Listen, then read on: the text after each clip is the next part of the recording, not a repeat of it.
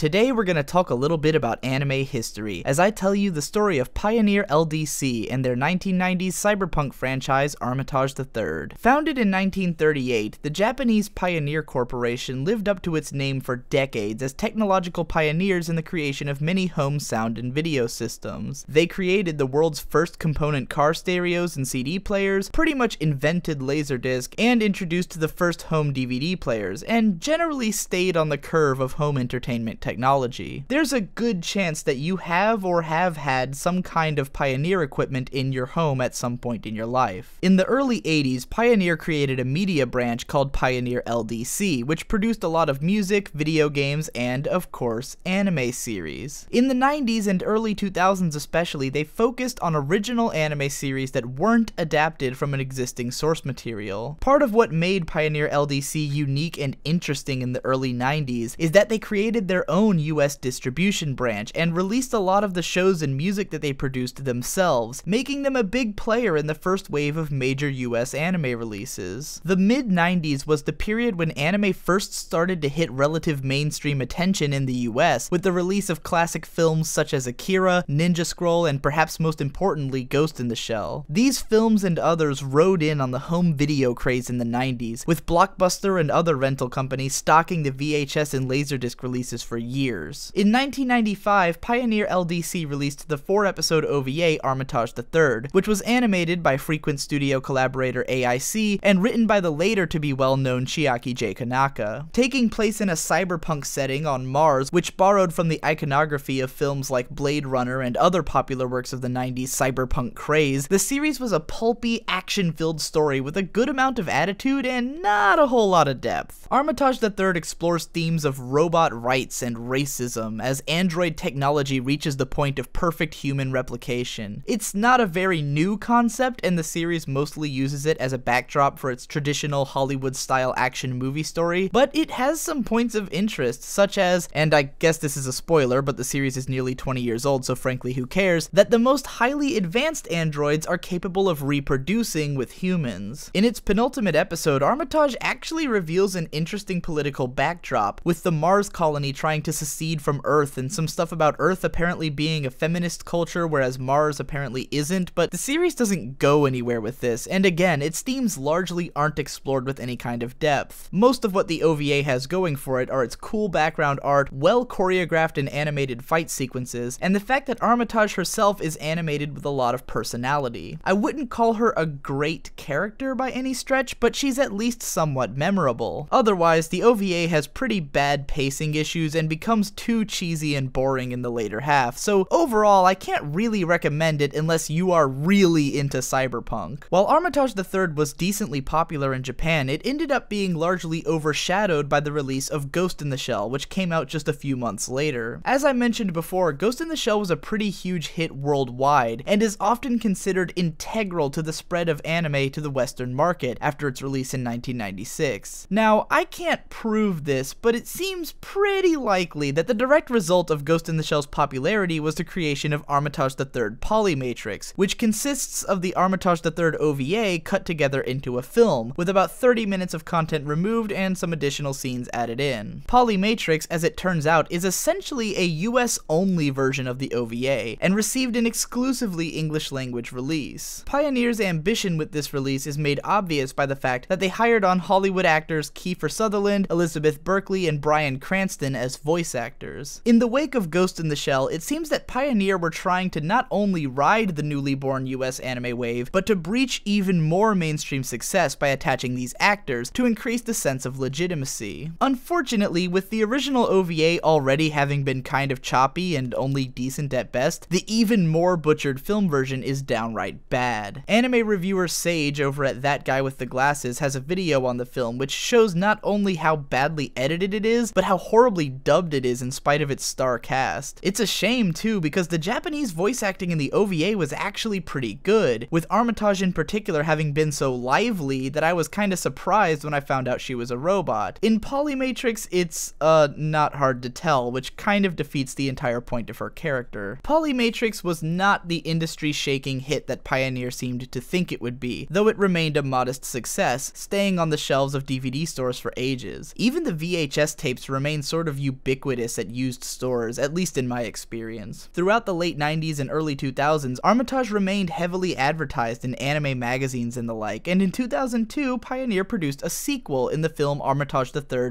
Duel Matrix. Duel Matrix is awful. It's among the most boring animated films that I've ever seen, to the point that throughout the movie I kept asking myself how it managed to get through production with no one realizing that they were working on a train wreck. It feels like the script of a 30 or 40-minute short film that was stretched over the course of an hour and a half, with aimless scenes that go on forever, no sense of pacing or timing whatsoever, and absolutely no personality. While the script of the OVA was comparatively average for a Chiaki J. Kanaka series, it at least felt lively and up to the par of a decent action film. The Duel Matrix script comes from a guy who would later largely become known for the slice-of-life anime series Hidamari Sketch, and it's clear that he never should have been handed an action film. Most of the dialogue is trite nonsense, and it barely expands on the plot of the original series in the slightest. Armitage and Ross feel like they were written by someone who read the synopsis of the OVA without actually watching it. Unlike the original, the movie is digitally animated, with a much bigger focus on sleek, on-model designs. However, most of the scenes are just devoid of life, and even the action scenes are markedly worse than in the original, with a lot of them being colored so darkly that it's hard to tell what's going on, and a general lack of the flow and style that made the action in the first two episodes of the OVA memorable. There are some moments of really fluid and detailed movement in the film, and I'd hardly say that it looks ugly, but it's not nearly enough to elevate what is altogether an abysmal film. It's hard to tell whether or not Duel Matrix was any kind of success. Pioneer once again gave it a pretty big US release, hiring on Hollywood actress Juliette Lewis to play Armitage for the dub, and advertising the hell out of it. But whatever the case may be, this film was the end of the Armitage franchise. In 2003, Pioneer LDC was acquired by the marketing firm Dentsu, and the company's name changed to Geneon Entertainment. They continued to produce anime and distribute it in the West until the US branch of the company folded in 2007 during the crash of the US anime industry and economy. Most of Geneon's licenses were picked up by Funimation and Sentai Filmworks, which had itself just been created from the dissolution of ADV Pictures. Today, Armitage III is still readily findable via Funimation. There's a DVD release with the OVAs and both movies on it, and you can watch both the OVA and the Duel Matrix movie on YouTube in subtitled form. If you're into the 90s cyberpunk aesthetic, the OVA is worth a look, but I wouldn't recommend Duel Matrix for any reason to anyone ever. Geneon Entertainment Japan was merged with Universal Pictures Japan in 2009, and as of 2013 is currently known as NBC Universal Entertainment Japan. They're still producing anime to this day, though Armitage III, their failed attempt at a flagship franchise, has long since been put to bed.